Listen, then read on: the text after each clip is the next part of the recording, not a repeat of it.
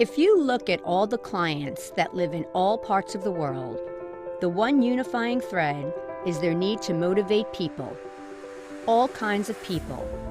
Essentially, people power the world, whether it be in business or government, for society or for the planet. If there was a way to drive people in a precise and purposeful direction, imagine how the world would be. For us, it's really not that difficult. Understanding and caring for people is what we do at BCW. We take an analytical approach to obsess over every detail, but then add real emotion and creativity to connect with people's lives and their communities. Because at the end of the day, if you can move people and inspire them along the way, your business, regardless of its nature, will most definitely flourish. BCW, moving people.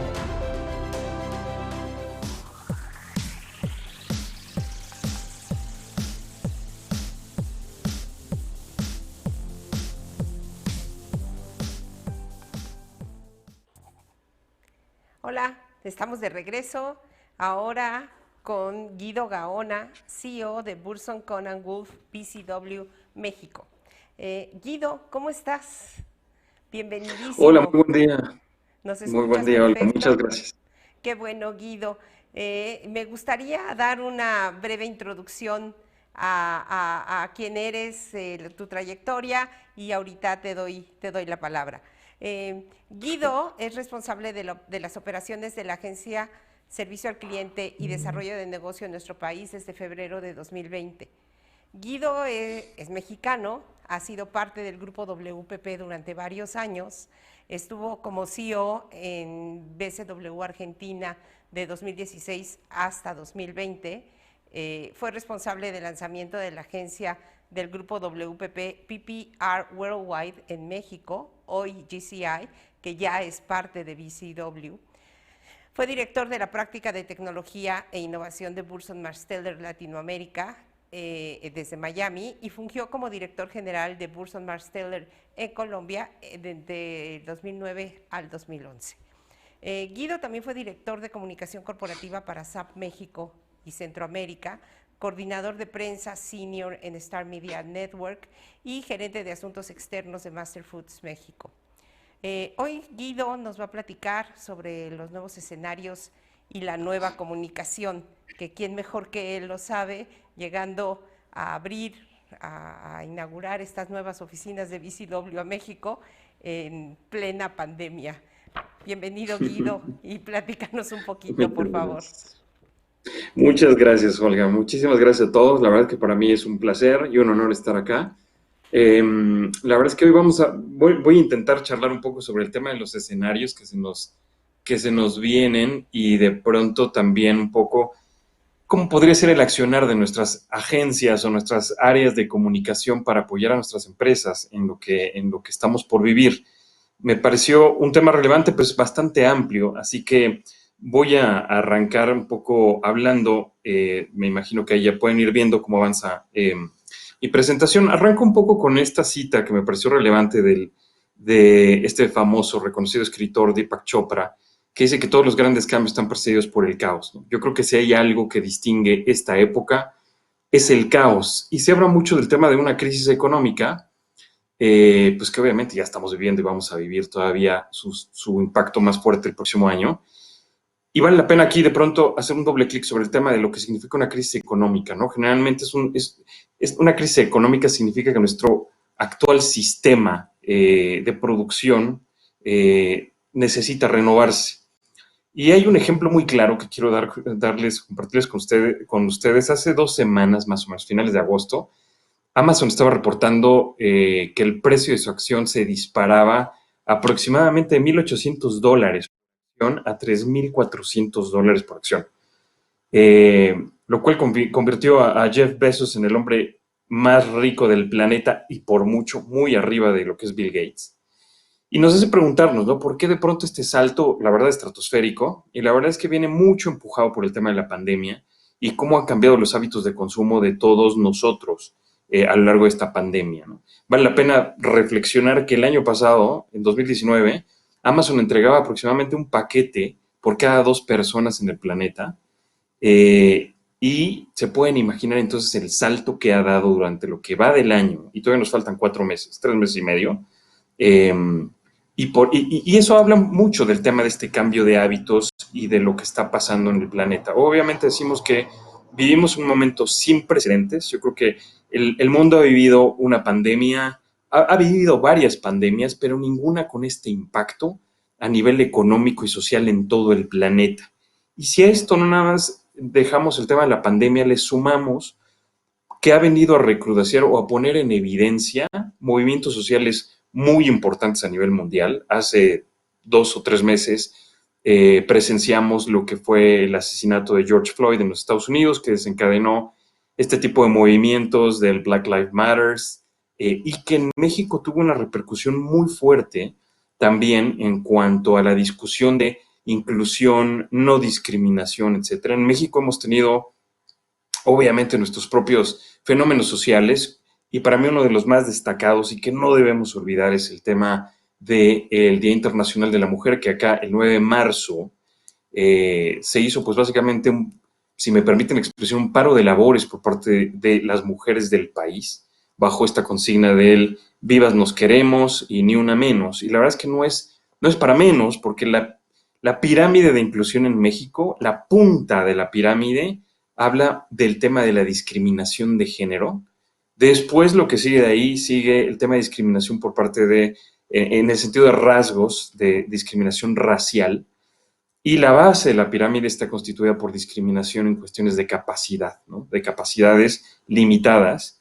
Y acá ni siquiera se menciona lo que es la discriminación en el sentido de edad. La edad también, que cada vez más la tercera edad queda fuera de lo que son las actividades dinámicas, de dinámica económica del país, ¿no? Entonces, ante esto, la verdad es que a esto se viene a sumar o vienen a ser componentes muy importantes de 3 escenarios que vamos, o por supuesto, a mirar hoy, que es básicamente, lo que es el escenario político, económico y social que tendremos que enfrentar en los próximos 12 meses por lo menos, y que como agencias de comunicación o áreas de comunicación y de asuntos públicos vamos a tener que tomar en cuenta para nuestras organizaciones. El primero, por supuesto, el escenario político. 4 aspectos, digo yo, que van a ser fundamentales. El primero es la crisis sanitaria que estamos viviendo. Sin duda, estamos ya rozando cerca de 70,000 fallecimientos. En México hoy en la mañana alcanzábamos la cifra de 68,000.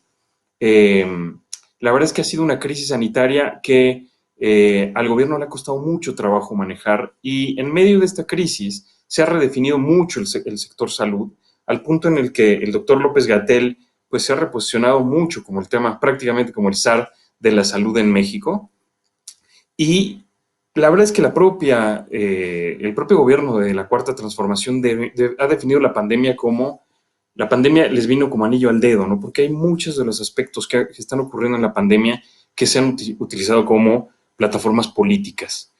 Otro aspecto muy importante a considerar es que hace un par de días se presentó el presupuesto fiscal, que se estará cerrando por ahí de noviembre, y básicamente apunta a 2 cosas. Uno, apunta a apalancar los estandartes de lo que viene siendo la 4T. Básicamente estará orientado a respaldar lo que es la refinería de Dos Bocas, el aeropuerto de Santa Lucía, el Tren Maya y los programas de asistencialismo del gobierno actual. Y por otro lado, también buscará apretar un poco los poderes económicos que existen en este país, también de cara a las elecciones del próximo año, tratando de cerrar un poco el camino, o acotar un poco lo que podría ser la inversión privada en proyectos de oposición. El tema de la seguridad es un proyecto también un aspecto muy importante en el terreno político, más allá del social. A la fecha, desde el 2018 que tiene este gobierno, alrededor de 58,000 mexicanos han sido asesinados.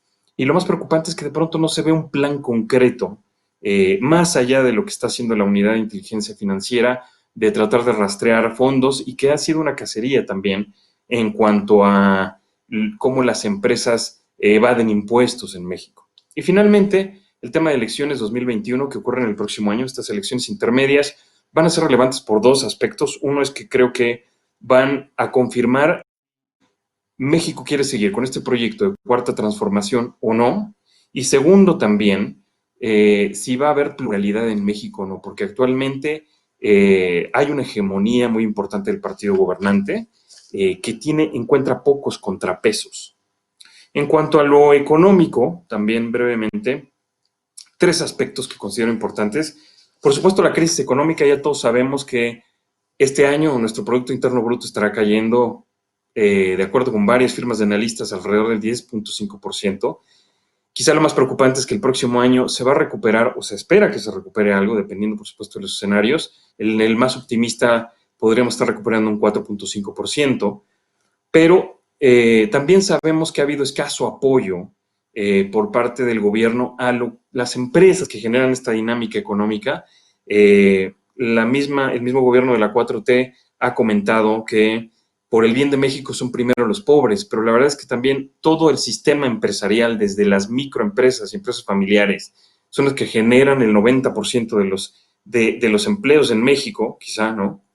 Y el IMSS ha dado cifras bien interesantes de que en lo que va de la pandemia y por ahí de hasta julio de este año, se han perdido aproximadamente 1.100.000 empleos, que son los mismos que se habían generado del 2018 al 2019. Y también muy preocupante que la mayor parte de estos empleos han sido empleos permanentes, que son los que más cuestan a las empresas y que de pronto van a ser los más difíciles de volver. Aspectos positivos, también la firma o el reiterar o el reforzamiento del Tratado de Comercio entre México, Estados Unidos y Canadá. Hay buenas señales, hay varios sectores industriales en los Estados Unidos que han reiterado su interés en proyectos en México, y también Estados Unidos está a punto de vivir elecciones a finales de este año. Tradicionalmente, México se ha llevado mejor con gobiernos demócratas que con gobiernos republicanos, pero no hay que olvidar que a nuestro vecino del norte también le ha ido bastante mal en el tema del manejo de la pandemia. Y finalmente, lo que son los aspectos sociales, me parece importante destacar tres cosas. Los escenarios que estamos viviendo, primero, básicamente hay un cambio de hábitos. Creo que todos los hemos experimentado, el tema de quedarnos en casa, cómo se han multiplicado nuestros roles, nuestras responsabilidades, nuestro horario extendido de trabajo. De pronto los que son padres o madres de familia, pues les toca hacer lo mismo de maestros, que lo mismo de profesionales, que lo mismo del personal de limpieza de casa. O sea, hay 25 cosas que tiene que hacer hoy uno en casa, el multitasking. Y esto nos ha cambiado mucho hábitos de consumo. Va a haber hacia el futuro un menor consumo, sin duda, porque mucha gente se ha quedado sin empleo, lamentablemente, y es algo que va a continuar ocurriendo. Y aunque de pronto han disminuido, por ejemplo, las tasas de interés de créditos hipotecarios, de tarjetas de crédito, la verdad es que la gente no va a tener dinero, y aquella que siga teniendo empleo tendrá la incertidumbre de saber si tendrá empleo durante el 2021. Y finalmente, este tema que yo he puesto entre signos de interrogación, que es el tema de conciencia social, me parece que hemos tenido señales bien interesantes este año y un poco contradictorias, si me permiten la expresión. Hemos vivido cosas como las que yo mostraba ya hace un par de slides sobre el tema de inclusión, el tema de violencia de género, etcétera. Pero también hemos visto fenómenos como los que ocurrieron al inicio de la pandemia, en donde de pronto la comunidad médica pues era hasta a veces atacada en la calle, ¿no? Por el tema de los temores infundados, el correr de ciertos mitos, el tema de fake news, etcétera. Parece que fueron muy importantes. Y hay otro aspecto social también muy importante, que es esta aparente falta de solidaridad de nuestra población. Por ejemplo, en el tema del confinamiento o el tema del uso del cubrebocas.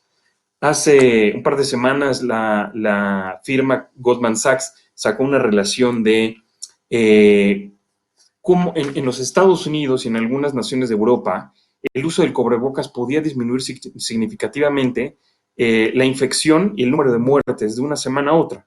Y por poner un ejemplo, en algunos países de Europa se demostró que en donde había sido obligatorio el uso del cubreboca, de una semana a otra el índice de contagio bajaba de 17.3% a 7.3%, y el índice de mortalidad bajaba igual de una semana a otra de 29% a 16%. Se pueden imaginar el impacto que esto tendría si fue medido en Europa, que es la mayor parte de ellos son naciones desarrolladas, y que pueden hacer el tema de teletrabajo o este home office, se pueden imaginar el impacto que tendría en México, donde la mayor parte de la gente, la fuerza laboral, tiene que salir a la calle, no se puede quedar en su casa haciendo home office. Entonces, a raíz de esto, hay muchas dudas que surgen sobre cuáles van a ser los escenarios, qué va a pasar, se va a encontrar una vacuna o no. Ayer teníamos una noticia un poco desalentadora sobre la vacuna que se estaba trabajando para México, que de pronto tuvo que hacer una pausa por algunos efectos secundarios identificados en el Reino Unido. Sin embargo, también tuvimos noticias sobre una posible vacuna rusa que tendría un acuerdo con una empresa farmacéutica en México para llegar, etcétera. Pero la verdad es que nada está definido y vale mucho la pena entonces, como áreas de comunicación y como lo hemos hecho siempre, prepararnos para escenarios difíciles, complejos, ¿no? Como siempre lo hacemos, anticipar escenarios para poder planear bien. En cuanto a la pandemia, yo veo o BCW ve cuatro posibles escenarios a ocurrir en los próximos meses. El primero es un rebrote, que es factible, ¿no? China, por ejemplo, está anticipando que ahora que se viene el invierno pudiera haber de nuevo un pico de contagios, precisamente porque es una enfermedad respiratoria y el frío no favorece. Entonces pudiera haber un rebrote a finales de año en todo lo que sería el hemisferio norte del planeta. Otro escenario podría ser este flatline, que realmente no ocurriera gran diferencia en los primeros 3 meses del próximo año y mantuviéramos las cosas prácticamente igual.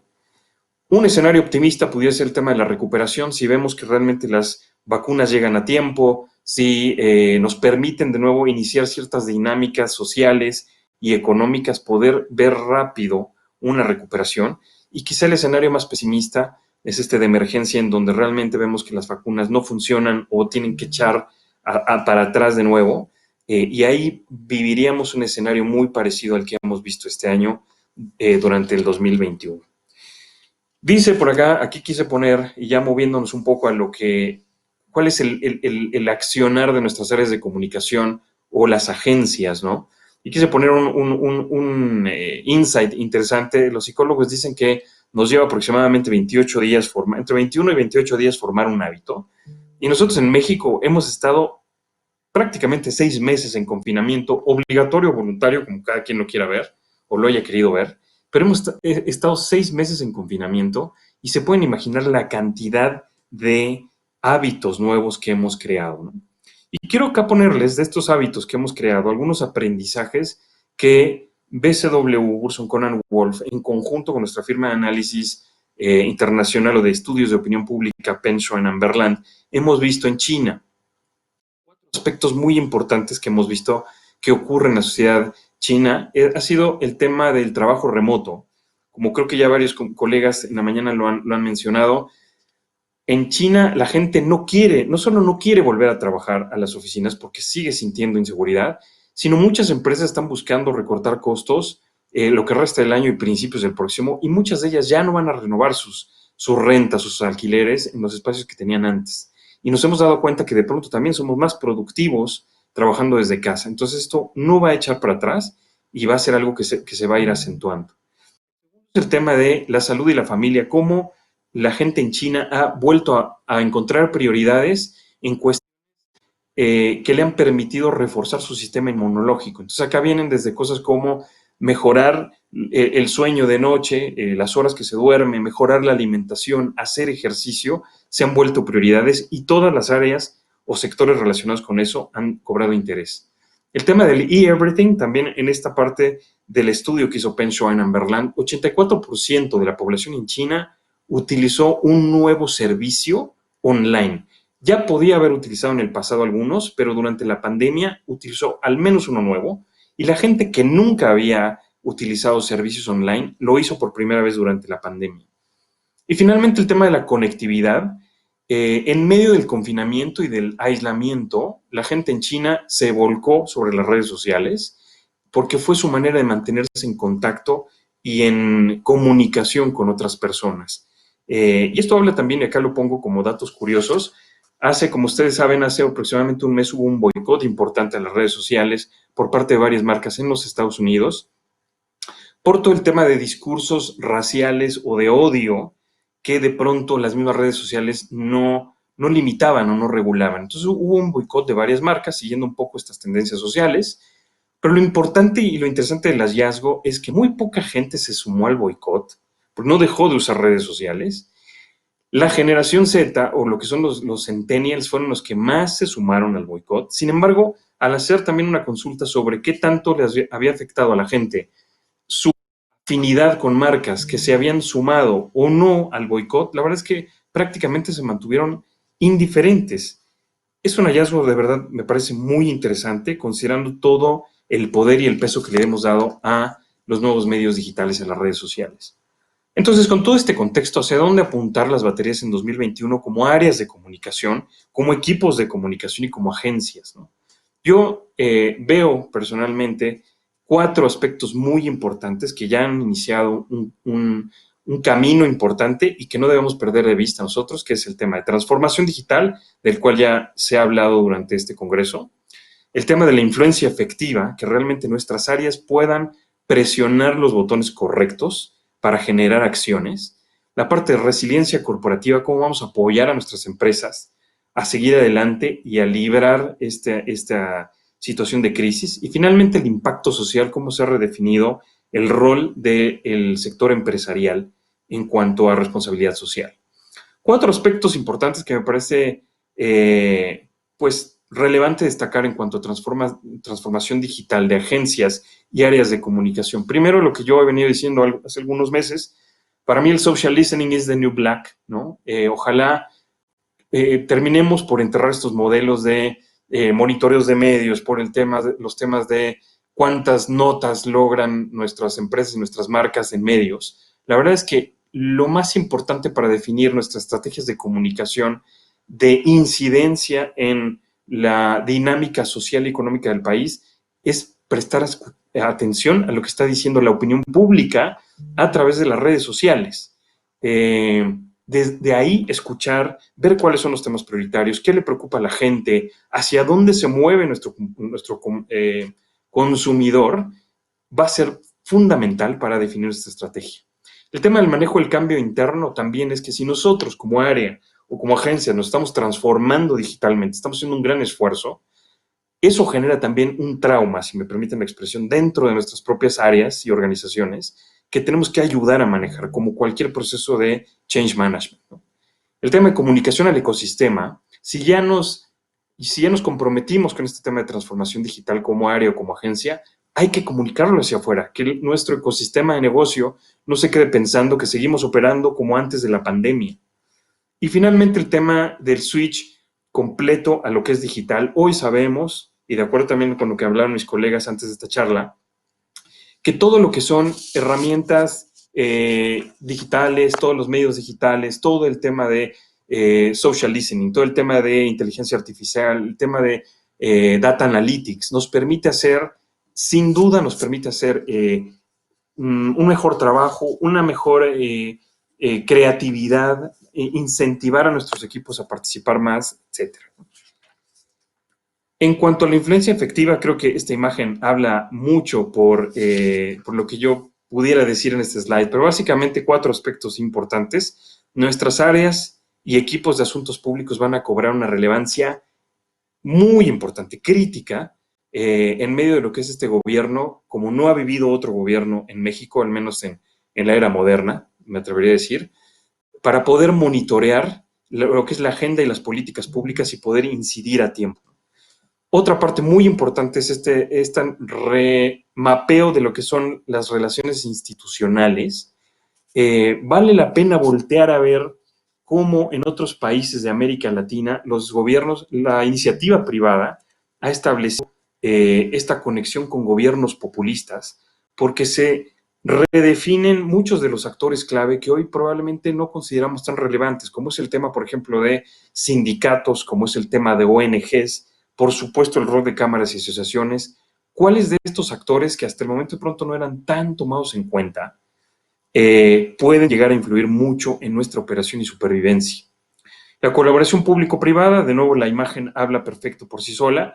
Nuestras empresas van a tener muchas oportunidades de entrar a cubrir vacíos que el gobierno no ha alcanzado a cubrir y vale la pena por eso estar muy atentos de cuáles son esas oportunidades y cómo poder incidir en ellas. Y finalmente pongo yo el tema de fuentes de referencia con credibilidad, porque yo creo que si algo nos ha demostrado la pandemia es que la comunicación científica, las fuentes de información fidedignas, los voceros con credibilidad y respaldo, han sido destacados en medio de la incertidumbre, el miedo, la falta de información verídica. La población ha volteado a ver en todo el planeta quién sí puede dar información relevante, y nuestras empresas y nuestras marcas pueden tener una labor acá importante en cuanto a convertirse en fuentes de referencia, ¿no? Sin duda alguna. Sobre el tema de resiliencia corporativa, también 4 aspectos importantes a mencionar. Tema de la anticipación de escenarios, yo vuelvo a insistir acá que las áreas de comunicación y las agencias no podemos dejar de pensar que vivimos en un escenario de situación crítica. Por eso, anticipar al menos estos 2 escenarios, el de corto y largo plazo, y escenarios un poco más optimistas y un poco menos optimistas, para tener al menos estos 2 cursos de acción, ¿no? El clima interno también, muy importante, porque sabemos que no vamos a volver al business as usual en breve, y que de pronto muchas empresas en los próximos meses seguirán haciendo recortes de personal. Entonces, ¿cómo mantenemos la moral de nuestros equipos internamente arriba y siguiendo operando? Es una labor de comunicación muy importante. Y también si vamos a continuar con este esquema de manejo de crisis, cómo hacia afuera transmitimos también confianza hacia nuestro ecosistema y nuestros clientes, ¿no? El tema, yo pongo acá divide y vencerás, porque lo que hemos visto es que también todas nuestras áreas de manejo de crisis, cuando empezó la pandemia, empezamos con mucha energía y mucha fuerza, y duramos con esa energía replanteando escenarios, desarrollando materiales, preparando a nuestros ejecutivos y a nuestra organización. Duramos con esa energía 3, 4 semanas, pero es imposible mantenerla a largo plazo. Por eso es muy importante que nuestros equipos y áreas de comunicación puedan dividirse en 2 y mantener esa visión a largo plazo de cuál es nuestro posicionamiento, cuál es nuestro objetivo pasando esta pandemia, que en algún momento va a pasar, pero también mantener un equipo que esté enfocado en lo que es medirle el pulso al negocio en el corto plazo. Y finalmente también acá mencionar esta cita de Voltaire, que me pareció muy relevante, que lo perfecto es enemigo de lo bueno, porque he conversado con muchos de nuestros clientes en Burson Conan Wolf y muchos colegas en donde he notado que se sienten frustrados porque el plan que hicieron a inicios del año, finales del año pasado, era fantástico y sentían que era realmente extraordinario, y lo que han tenido que ajustar y el plan como lo han tenido que adaptar al tema de la pandemia ha sido, pues se sienten que no es lo mismo. Obviamente el alcance es mucho menor, el impacto es mucho menor, no es tan grandioso como lo que teníamos planeado inicialmente. Y la verdad es que creo yo que somos... Sí, ahí metió un poquito, se nos metió un poquito ahí el audio, pero bueno, simplemente creo yo que somos un gremio de overachievers, ¿no? De gente que siempre se pone un objetivo y le gusta superarlo. Y de pronto creo que también que tenemos que considerar un poco que estamos trabajando bajo este escenario de crisis y que realmente estamos haciendo lo mejor posible en esta situación. Prácticamente el último ahora que quiero yo destacar es el tema de impacto social y también 4 aspectos que serían, pasamos del tema de impacto social o responsabilidad social de ser un nice to have a un must have. Yo creo que la pandemia nos enseñó que todas las empresas tienen un rol social. De una encuesta que también hizo Burson Conan Wolf en los Estados Unidos hablaba de que el 94% de las personas consideraba que las empresas tenían un rol y tenían que intervenir de alguna forma a colaborar en medio de la pandemia. El liderazgo ejecutivo más humano que hemos visto en estos últimos meses, que va mucho también relacionado con el tema de employee engagement. Hemos visto líderes empresariales que han trascendido este tema de mostrarse fuertes, como un ejecutivo que se enfoca en lograr los objetivos de la organización, en tener contentos a los accionistas, en lograr los objetivos financieros de la empresa, a colaborar más con temas sociales, en tomar el estandarte para demostrar lo que su empresa hace por la comunidad. Y eso también para los empleados ha servido mucho a los colaboradores ha servido mucho para saber que sus líderes están comprometidos con un bien común con la sociedad. Y finalmente el tema de la selección cuidadosa de influencers, lo quise poner acá porque creo que en medio de la pandemia se ha visto evidente cómo los influencers nos ayudan a comunicar un mensaje mucho más humano, que es esta parte de la empresa ser la más humana, porque al final de cuentas, por supuesto que las empresas están formadas por seres humanos, por personas que vivimos y sentimos el impacto de la pandemia, pero cómo comunicar sin que sea visto tan frío. Los influencers han jugado un papel crítico ahí, pero también hemos visto un par de casos en los últimos 2 mesecitos, yo me atrevería a decir, incluso en México, en donde vemos que la selección de influencers ha sido riesgosa. Hay que mirar con lupa esta selección de influencers para que no nos vaya a resultar en un backfire, en una crisis de marca.